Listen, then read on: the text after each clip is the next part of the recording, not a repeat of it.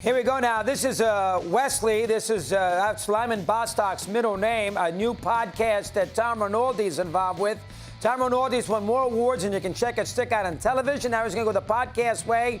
Bostock was a great angel, an excellent hitter who was shot and killed in Gary, Indiana, in the, I would say, October, September of 1978. There's Mr. Rinaldi. You see him on Fox with all the football, college, and the NFL. Loves tennis. He's a great guy, and he says hello. Tom, long time. Good to talk. How are you today, okay? Great to be with you, Chris, always. All right, now, tremendous series here on Bostock. He has sort of been forgotten. You're involved in a podcast. It's a long series. Fill me in on it. Give me the background first, just announced today, then we'll get into some specifics. Go ahead. Chris, the first 4 episodes of our 8 episodes launch in a week. They launch on July 18th on Monday. This is called Wesley because Lyman Wesley Bostock Jr. was called Wesley by his family for the most part and by many of his closest friends. And it's a story, Chris, that even with your encyclopedic knowledge and incredible recall of the sport, I think you'd agree, has for some reason, mistakenly and mysteriously been largely forgotten. The story of the only player, a really rising player entering his prime, the end of his 4th season in the majors, a career .311 hitter, the only player ever to be murdered during a season in the history of Major League Baseball. It tells you the story of his life, his remarkable career, the son of a Negro Leagues player, the forces that shaped him, and then the remarkable court case that followed, which ultimately resulted in a miscarriage of justice that anybody would call as much, changing the law in the state of Indiana where his murder happened, and the killer going free, less than 2 years after pulling the trigger. Wow, now that was a case, he sort of got, he was with, it was in Gary, Indiana, it was at nighttime, and wasn't a boyfriend, girlfriend, without giving it away, because I know you did a lot of work with this, wasn't it a boyfriend, girlfriend thing, Tom, or no? Not on Bostock's side of things. The killer was an estranged husband of a woman who happened to be riding in the car with Bostock, a woman who he had known, right. A woman who he had known since he was a child, Chris.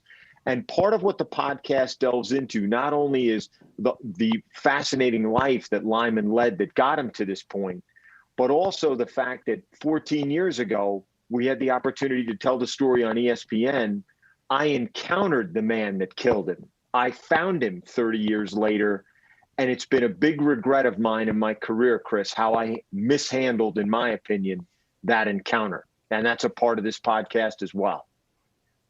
Wow.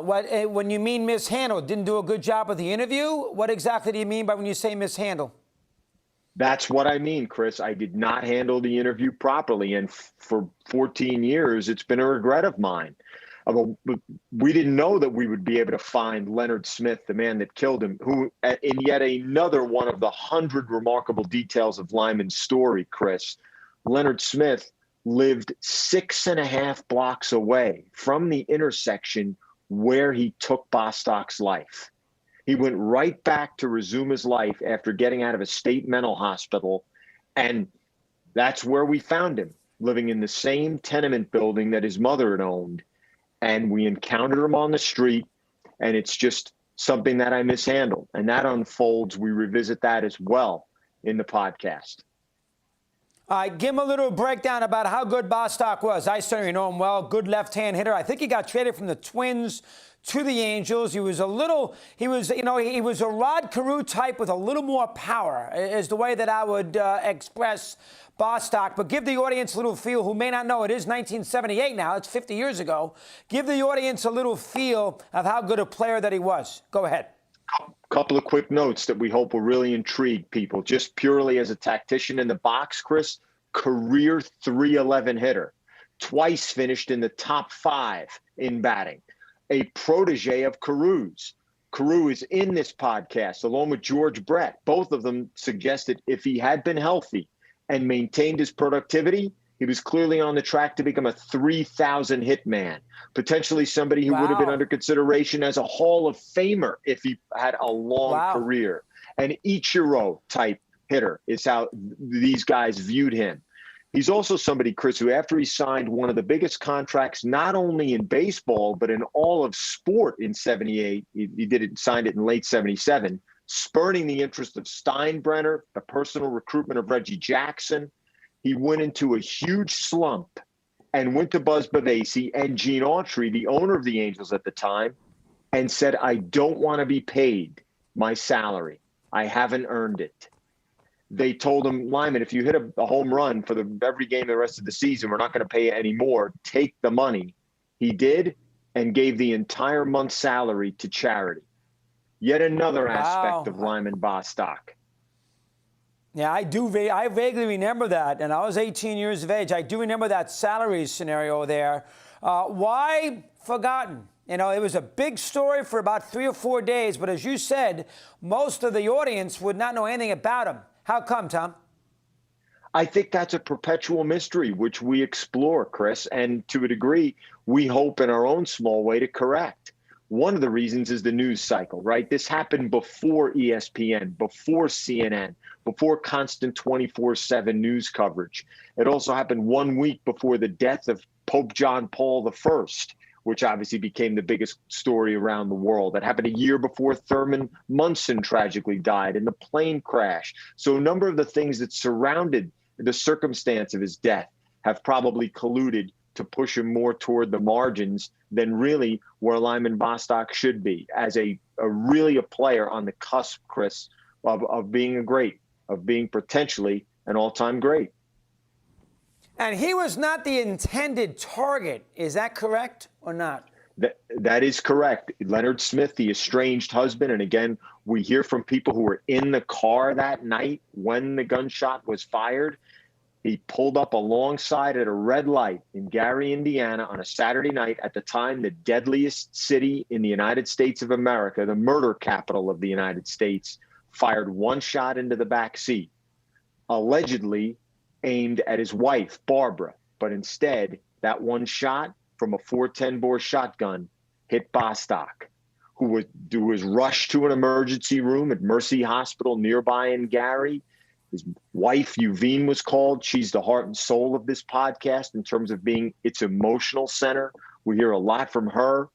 Chris, can you believe the Angels? Bostock died early the morning of September 24. The Angels played that day. They played the final game of their series against the White Sox. Can you imagine that happening today? Incredibly, Carney Lansford, one of his teammates, a rookie, who was written in to Lyman's spot in the lineup, breaks down in the podcast, recalling his first at bat when he homered, batting in Lyman's spot in the lineup. Remarkable details surrounding this story. You know, in those days, though, Tom, they did play. You know, they played right after Munson died, too. Now, he died on a Thursday, but the Yankees played all weekend against Baltimore, and they also played on Monday, the day of the funeral. In those days, you know, they played. Yeah. It's a wacky thing, but you're right, 100%. I'm surprised they played that day, and I do remember it on a Saturday night with him. Now, I don't know. I go look at his numbers. He was a young player. Brett and these guys, and Carew, they thought he had 3,000 hit potential. There's only 13, 14 guys who have done that. They think he had that kind of potential long term. Fourth season, and of course, right? So Carew loves him, beloved teammate of his. He cast Carew right away as his mentor.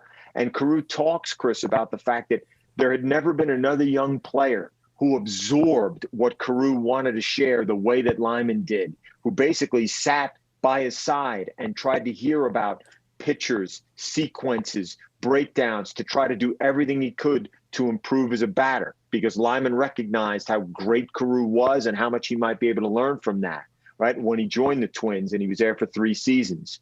Quickly on George Brett, at Lyman's funeral, Jim Fregosi, Chris, who was the first-year manager of the Angels, imagine trying to manage through that situation, was supposed to eulogize Lyman.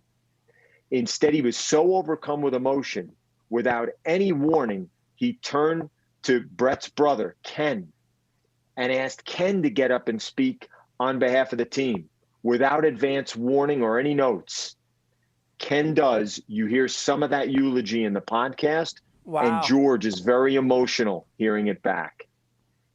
Great, Tom. That's superb. Everything you touch is great. Keep up the good work. Appreciate some thoughts. We'll be on top of this next week. Appreciate you coming on here today.